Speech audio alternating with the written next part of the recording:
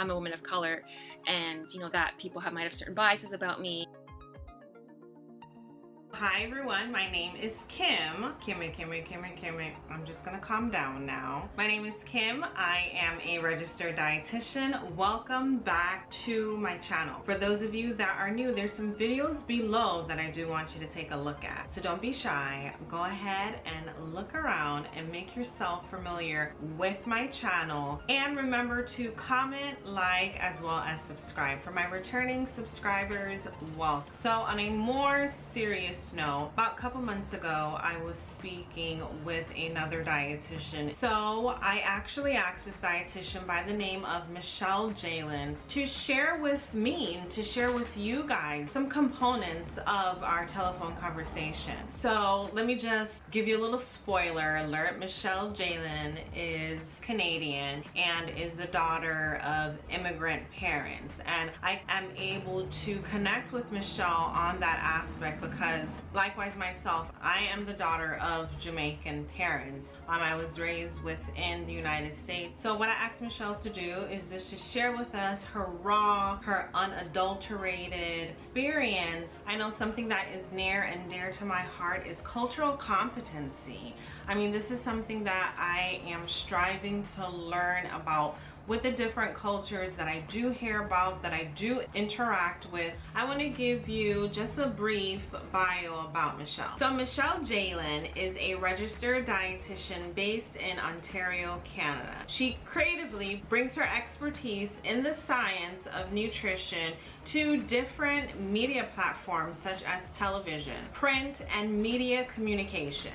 She is known as the nutrition artist on her social media platforms. Michelle holds an honors of bachelor's in fine arts, in visual arts, and a bachelor's in applied sciences in food and nutrition. She completed her dietetic internship with Airmark in Canada, and she is a wealth of knowledge related to community nutrition. In today's sea of nutrition myths and misinformation, Michelle brings clarity with her singular, articulate communication style and strong images that tell a story to the audience. Here is my guest dietitian, Michelle Jalen. Hi there, I'm Michelle Jalen. I'm a registered dietitian. I live in Toronto, Ontario, in Canada, and I'm here today to talk about my experiences of being a dietitian and also maybe talk a bit about my cultural background and how it contributes to the profession and my practice. I'm Canadian born, although both my parents are immigrants from Hong Kong, and they actually met here in the city of Toronto back in like the 70s and 80s, which is like the immigrant love story, right? So being born in Canada, I have certain privileges that my parents don't have. So for example, English is like my first language. I was educated in the Canadian school system. I speak English like I think most other Canadians who are born in Canada. And for my parents and for other immigrants, I see the challenge because when you're English as a second language or, ESL, it's a lot harder to navigate the world. People might not understand your accent. You don't know the words for things. You might have a lot harder time getting a job. So my name is Michelle, but for example, like my dad doesn't have an English name, right? So he has a Chinese name. And that has kind of contributed to challenges in finding work. And at the same time, Toronto, despite the fact that it's so multicultural and you have so many different people, getting a job with a name that's, too ethnic research has been shown that it's harder to find work. But for me too, being Chinese and being a dietitian and being, some would arguably say first or second generation. I would consider myself first generation, depending on who you ask. I have certain advantages in life, but also certain privileges, but also things that are challenging for me. So for example, I'm a woman of color, and that people might have certain biases about me, but at the same time I'm also young, don't speak English with an accent like my parents do, and that makes navigating through life easier for me. So because I come from an immigrant family, what I find is when it comes to dietetic practice, because in Ontario where I live, there's so many different people from all walks of life and different ethnicities, and I meet newcomers all the time, I find that because I've had the experience of understanding my parents' when they speak. And I have more compassion for them because I know how hard it is for you to leave your home and then come into a new home, a new country where you don't speak the language, where, you know, you're trying to find work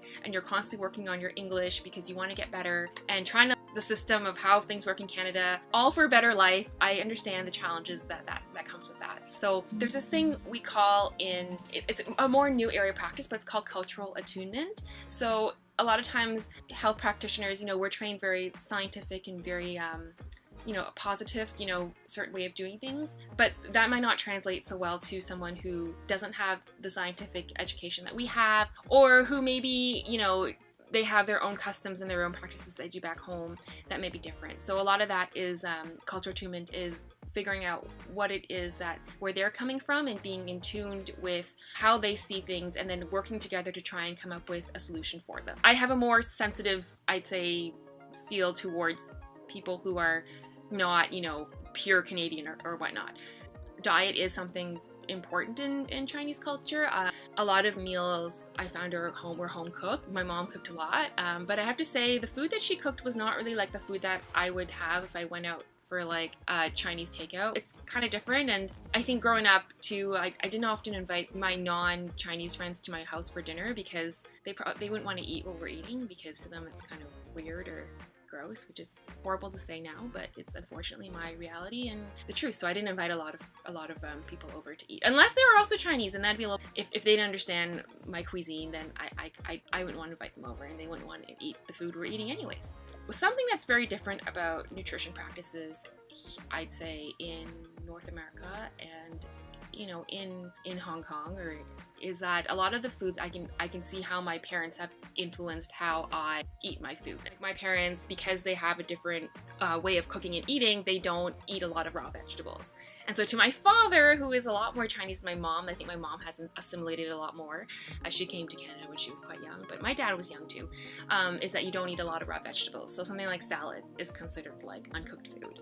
So my dad doesn't eat salad. I can't get my dad to eat raw vegetables. Vegetables have to be cooked, and a lot of the Chinese vegetables like bok choy and gailan, and a lot of them, they're really delicious. Personally, I enjoy them a lot better than kale. Let's just put it that way. One thing I have noticed a lot is that there's a kind of a shift towards seeing what people used to call, or in North America what they used to call, ethnic food as trendy or cool. It's like the whole idea of gentrifying food. And I have a bit of issue with that because growing up, I couldn't always bring my food to school without being teased about it. Like, I remember bringing seaweed to school one day and people thought that was so disgusting. It's like, is that seaweed that comes from the sea or some weird thing like that? And they thought it was really disgusting or weird. I did write a blog post about that if you want to check it out. And I think it's great that people are kind of embracing these different kinds of foods, because I think Anthony Bourdain recently said Filipino food is the next big thing. But I think it's really important to understand and see the gentrification and colonialism of that. Like, you're taking other people's food and you're culturally appropriating it to make it cool when you once, you know, turned your nose at it and be like, that's disgusting food. And I think it's really important that, like, and I think this for myself too, if I'm not part of the culture of the cuisine I'm enjoying, is I think about the people who originally came up with this cuisine, you know, not just enjoying their food and not liking them as people. I think it's important to, for example, even with different kinds of cuisine, Chinese food, Thai, Indian, Filipino, all those Vietnamese food, which all get lumped into one as, I guess, ethnic food, is that it's not enough to be like, I love their food, or the food is so great, because it's not paying respect to people who created that food or that cuisine. And the way I see it is that you have to love the people as much as you love the food. And that is a lot more respectful, compassionate, and sensitive to other people's cultures. So as dietitians too, I think even in day-to-day practice, you know, you're going to come across people you don't understand because they're different from you. And taking that time to kind of learn and understand where they're coming from is so important. If you want to interact with me more, you can find me at my website, nutritionartist.com. You can also subscribe to me on YouTube. I am on YouTube as well.